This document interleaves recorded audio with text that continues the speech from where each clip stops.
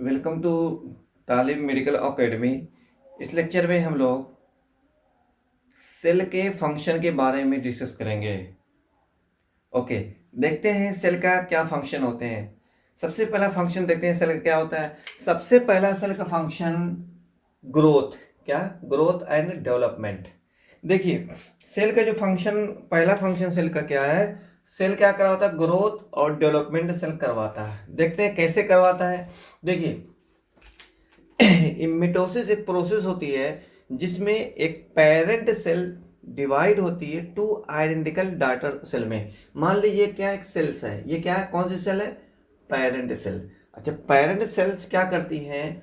To identical मतलब दो identical daughter cell में डिवाइड होती है। ये एक सेल है, इसको बोलेंगे पेरेंट सेल।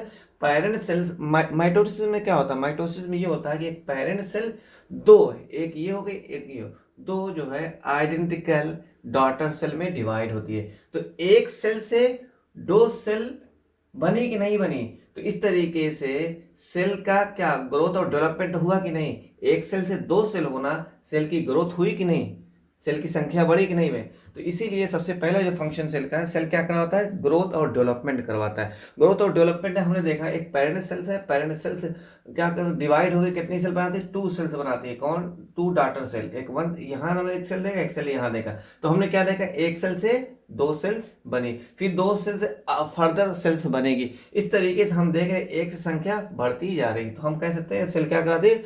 ग्रोथ और डेवलपमेंट कराती है। फिर दूसरा फंक्शन अब हम लोग देखेंगे कि सेल का दूसरा फंक्शन क्या होता है। देखिए, दूसरा फंक्शन सेल का है, सेल क्या कराते हैं? सेल का जो है बॉडी का क्या बनाती है? स्ट्रक्चर। सेल क्या बनाती है? स्ट्रक्चर बनाती है। सेल क्या बनाती है? स्ट्रक्चर बनाती है। एग्जाम्पल के लिए, ये हमारी जो स्किन है ना, स्किन है, ये स्किन बनी होती है, किसकी बनी होती है? स्किन सेल की। बहुत सारी स्किन सेल मिलकर फिर किसका? बहुत सारी स्किन सेल मिलकर क्या बनाती है? स्किन का स्ट्रक्चर बनाती हैं। जैसे एग्जाम्पल के लिए हमारी स्किन सेल है, ये स्किन सेल, ये स्किन सेल, ये स्किन सेल, ये सब स्किन सेल मिल करके एक साथ ज्वाइंट होकर कंबाइंड होकर मिलकर क्या बनाती है? स्किन बनाती है।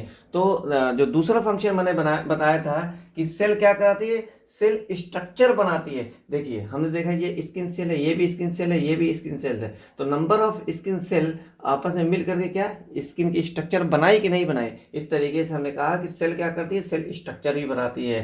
थर्ड फंक्शन हम लोग देखते हैं, सेल का थर्ड फंक्शन क्या होता है। देखिए, जो थर्ड फंक्शन सेल का होता है, सेल क्या करती है? सपोर्ट करती है। बॉडी का क्या करती है? सपोर्ट करती है। ठीक है ना। जो थर्ड फंक्शन सेल का है, सेल बॉडी की सपोर्ट करती है।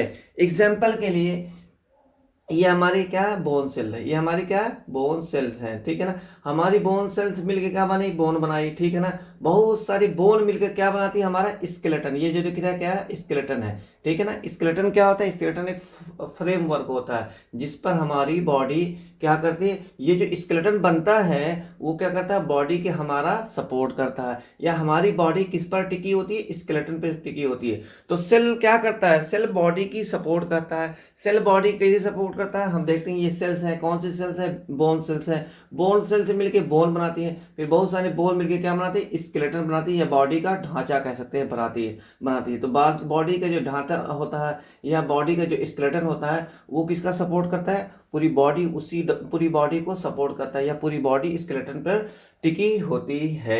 ठीक है, समझ आया कि नहीं समझ आया? फिर चौथा फंक्शन हम लोग देख रहे हैं कि सेल का चौथे नंबर जो फंक्शन क्या होता है, सेल क्या कराती है? ट्रांसपोर्ट कराती है, सब्सटेंस का या मटेरियल का ट्रांसपोर्ट करवाती है। ठीक है ना। जैसे मान लीजिए ये हमारी क्या है? एक सेल्स है, सेल है। ठीक है ना। ये हमारी सेल है, ये हमारी क्या है? सेल मेम्ब्रेन हो गई। हम देख रहे हैं एक सब्सटेंस है, ये सब्सटेंस जो बाहर जो हम देख रहे हैं, ये सब्सटेंस, ये जो सब्सटेंस बाहर है, ये सेल के बाहर है ना। तो सेल क्या करती है? सेल के चारों तरफ मेम्ब्रेन होती है, देख रहे हैं ना, मेम्ब्रेन है, इसको क्या बोलेंगे? Cell membrane. तो ये सेल मेम्ब्रेन जिस सब्सटेंस को चाहेगी उसको इस सेल के बाहर से सेल के अंदर जाने देगी, और जिस सब्सटेंस को चाहेगी सेल के अंदर से सेल को बाहर जाने देगी। तो अब ये सब्सटेंस है, ठीक है, मान लो ये यूजफुल सब्सटेंस है, तो इसको सेल मेम्ब्रेन क्या करेगी? अलाउ करेगी, सेल के अंदर ये सब्सटेंस आएगा। जब ये सब्सटेंस सेल के अंदर आएगा तो ये सेल का ग्रोथ और डेवलपमेंट, या मतलब इसके लिए क्या करेगा? सेल के लिए काम करेगा। उस जस्ट अपोजिट देख रहे हैं, ये एक सब्सटेंस है, मान लीजिए ये क्या है? हार्मफुल सब्सटेंस है, या ओल्ड कोई पार्ट स्ट्रक्चर है किसका, सेल का, या डेड सेल का स्ट्रक्चर कोई है, तो सेल क्या करेगी, इस सेल मेम्ब्रेन के थ्रू ये सेल के अंदर से सेल के बाहर भेजेगी। समझ रहा है कि नहीं? क्योंकि अगर ये ओल्ड सब्सटेंस या हार्मफुल सब्सटेंस, ये या ओल्ड सब्सटेंस है, या सेल जो ये जो सब्सटेंस या सेल या जो है सेल का स्ट्रक्चर जो डेड हो गया सेल के अंदर, ठीक है ना, अगर ये अंदर पड़े रहेगा तो इन्फेक्शन क्रिएट करेगा। तो इस कंडीशन में सेल क्या करेगी, जो ओल्ड सब्सटेंस है या ओल्ड स्ट्रक्चर है या हार्मफुल सब्सटेंस है या ऐसा सेल का स्ट्रक्चर जो डेड हो चुका है, उसको क्या करेगी, सेल के अंदर से सेल के बाहर लेके जाएगी ताकि सेल के अंदर इन्फेक्शन ना हो। तो हमने देखा यूजफुल सब्सटेंस है उसको सेल ने सेल के बाहर से सेल के अंदर लिया सेल के मेम्ब्रेन थ्रू, और जो हार्मफुल सब्सटेंस है या हार्मफुल स्ट्रक्चर है या ओल्ड स्ट्रक्चर है या डेड स्ट्रक्चर है उसको सेल के अंदर से सेल के बाहर पहुंचाया। तो ये तो हमने देखा कि सेल के बाहर से सेल के अंदर लिया सब्सटेंस को, और हार्मफुल जो चीज़ें हैं जो स्ट्रक्चर है या मतलब जो भी चीज़ें हैं उसको सेल के अंदर से सेल के बाहर किया। तो ये क्या ट्रांसपोर्ट किया कि नहीं, ट्रांसपोर्ट किया ना। तो इस तरीके से हम क्या कह सकते हैं, सेल क्या करती है, सब्सटेंस को क्या करती है, ट्रांसपोर्ट करती है। फिर उसके बाद पांचवा जो फंक्शन है सेल का, एनर्जी प्रोडक्शन करती है। क्या करती है, एनर्जी प्रोडक्शन करती है। ये हमारी सेल्स है, ये हमारी सेल है। सेल में हमारा ये स्ट्रक्चर दिख रहा है क्या, माइटोकॉन्ड्रिया। क्या है, माइटोकॉन्ड्रिया। हम अच्छे तरीके से जानते हैं माइटोकॉन्ड्रिया क्या करती है, एनर्जी का प्रोडक्शन करती है। माइटोकॉन्ड्रिया को इसीलिए power house of the cell कहा जाता है, क्योंकि माइटोकॉन्ड्रिया एनर्जी प्रोड्यूस करती है। इस एनर्जी की हेल्प से सेल जो है, सेल के अंदर जितनी भी केमिकल रिएक्शंस होते हैं, इस एनर्जी का यूज करके सेल के अंदर केमिकल रिएक्शंस होते हैं। तो सेल के अंदर क्या होता है, माइटोकॉन्ड्रिया होती है। माइटोकॉन्ड्रिया क्या करती है, एनर्जी प्रोड्यूस करती है। इस एनर्जी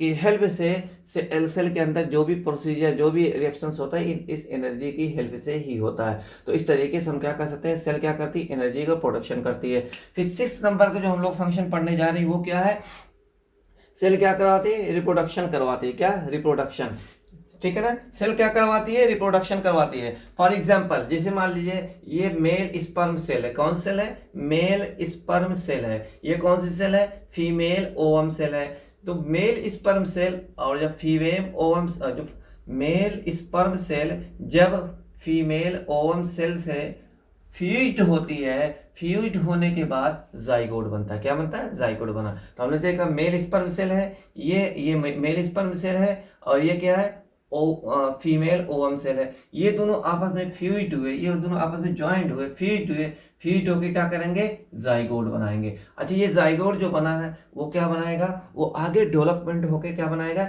एम्ब्रियो। ये क्या देख रहे हैं, एम्ब्रियो। एम्ब्रियो का किसको कहते हैं, वो बेबी डिलीवरी से पहले जो बेबी रहता है उसको क्या बोलेंगे, एम्ब्रियो। ठीक है ना, डिलीवरी से पहले वाला जो बेबी होता है उसको बोलेंगे एम्ब्रियो। तो इस तरीके से हमने देखा कि एम्ब्रियो का रिप्रोडक्शन किया कि नहीं किया। तो हमने क्या बोला, सेल क्या करवाती है, रिप्रोडक्शन करवाती है। 7th नंबर का हम लोग फंक्शन पढ़ने जा रहे हैं कि सेल का 7th फंक्शन क्या होता है। देखिए 7th फंक्शन सेल का होता है मेटाबॉलिज्म। मेटाबॉलिज्म होता है, देखिए मेटाबॉलिज्म में क्या होता है, जितने भी केमिकल रिएक्शंस होते हैं, जितने भी मतलब सेल के अंदर जो रिएक्शंस, केमिकल रिएक्शंस होते हैं, ठीक है ना, वो मेटाबॉलिज्म में आते हैं। मेटाबॉलिज्म 2 टाइप का होता है, एक कैटाबॉलिज्म, एक एनाबॉलिज्म।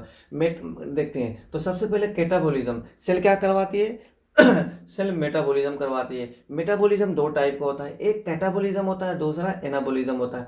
कैटाबॉलिज्म में मतलब जो भी हम कुछ खाते हैं, जो भी हम कुछ खाते हैं वो ब्रेक डाउन होके स्मॉल पार्टिकल में टूट जाता है, ठीक है ना, ठीक है। तो उससे फिर हमें क्या मिलती है, हमें एनर्जी मिलती है। कैटाबॉलिज्म में क्या होता है, हमने जो कुछ खाया, ठीक है ना, वो ब्रेक डाउन हो गया, ब्रेक डाउन होके फिर क्या होता है, स्मॉल पार्टिकल, हमने जो कुछ लिया, लार्ज पार्टिकल लिया, लार्ज पार्टिकल फिर ब्रेक डाउन होकर फिर स्मॉल पार्टिकल बना, फिर स्मॉल पार्टिकल फिर ये क्या देगा, एनर्जी प्रोड्यूस करेगा, उसको क्या बोलेंगे, कैटाबॉलिज्म। जैसे मान लीजिए हमने लिया क्या, हमने लिया फूड लिया, प्रोटीन्स है, ठीक है ना, ये एक लार्ज पार्टिकल, प्रोटीन्स क्या होता है, एक लार्ज पार्टिकल है। तो कैटाबॉलिज्म क्या होता है, प्रोटीन जो है स्मॉल पार्टिकल में ब्रेक डाउन हो जाता है। देखिए प्रोटीन ब्रेक डाउन होकर स्मॉल पार्टिकल में ब्रेक डाउन हुआ। तो प्रोटीन एक लार्ज पार्टिकल होता है, प्रोटीन जब स्मॉल पार्टिकल में टूटता है तो उसको क्या बोलते हैं, अमाइनो एसिड। देख रहे हैं एक प्रोटीन्स है, ये छोटे छोटे कई अमाइनो एसिड में, देखिए ये देखिए अमाइनो एसिड है कि नहीं, तो अमाइनो एसिड में ब्रेक डाउन हुआ। तो कैटाबॉलिज्म में क्या होता है, लार्ज पार्टिकल स्मॉल पार्टिकल में ब्रेक डाउन होता है, या लार्ज पार्टिकल स्मॉल पार्टिकल में कन्वर्ट हो जाता है। ठीक है, यहाँ कैटाबॉलिज्म हम देख रहे हैं एग्जाम्पल के लिए प्रोटीन्स है, प्रोटीन्स क्या एक लार्ज पार्टिकल है होता है, ये protein large particle break down होके या कन्वर्ट होके क्या बनाता है, अमाइनो एसिड बनाता है। अच्छा, ये प्रोसीजर किस में होती है, कैटाबॉलिज्म में होती है। कैटाबॉलिज्म में यही होता है कि लार्ज पार्टिकल का स्मॉल पार्टिकल में कन्वर्ट हो जाना, या लार्ज पार्टिकल का ब्रेक डाउन होके स्मॉल पार्टिकल बनाना क्या कहलाता है, कैटाबॉलिज्म करवाता है। ठीक है ना, यहाँ प्रोटीन एक लार्ज पार्टिकल है, प्रोटीन डिवाइड होके या ब्रेक डाउन होके अमाइनो एसिड बनाती है। अमाइनो एसिड देख रहे हैं, ये सब अमाइनो एसिड एक छोटा पार्टिकल्स होता है। अच्छा, कैटाबॉलिज्म में क्या होता है, एनर्जी रिलीज होती है। फिर उसमें मेटाबॉलिज्म में दो पार्ट होते हैं, हमने कैटाबॉलिज्म देखा, अब हम लोग डिस्कस करने जा रहे हैं एनाबॉलिज्म। एनाबॉलिज्म जस्ट अपोजिट होता है कैटाबॉलिज्म में के, कैटाबॉलिज्म के जस्ट अपोजिट होता है। एनाबॉलिज्म क्या होता है, बहुत छोटे छोटे मालिक्यूल मिलके क्या बनाते हैं, जैसे एक छोटा मालिक्यूल, ये छोटा मालिक्यूल, ये छोटा मालिक्यूल, बहुत छोटे छोटे मालिक्यूल मिलके क्या बनाते हैं, लार्ज मालिक्यूल बनाते हैं। जैसे एक छोटा मालिक्यूल, ये छोटा मालिक्यूल मिलके क्या बना है, एक लार्ज मालिक्यूल बना है। जैसे एक एग्जाम्पल लेते हैं, एनाबॉलिज्म में क्या होते हैं, हम जानते हैं अमाइनो एसिड छोटे पार्टिकल्स होते हैं, बहुत छोटे छोटे पार्टिकल्स होते हैं। तो देखिए ए अमाइनो एसिड, एक ये अमाइनो एसिड, ये भी अमाइनो एसिड, ये भी अमाइनो एसिड, ये भी अमाइनो एसिड, ये नंबर ऑफ अमाइनो एसिड जो छोटे छोटे हैं वो मिल करके एक बड़ा पार्टिकल, ये क्या बना है, प्रोटीन बना है। प्रोटीन क्या है, एक लार्ज पार्टिकल होता है। इस तरीके से हमने देखा कि सेल का फंक्शन हम लोगों ने इस तरीके से देखा। फिर उसके बाद सेल क्या करती है, सेल जो है रिमूव करती है। नेक्स्ट फंक्शन सेल का क्या हो गया, सेल क्या करती है, रिमूव करती है, किसको रिमूव, स्क्रीट आउट करती है, किसको, वेस्ट प्रोडक्ट को सेल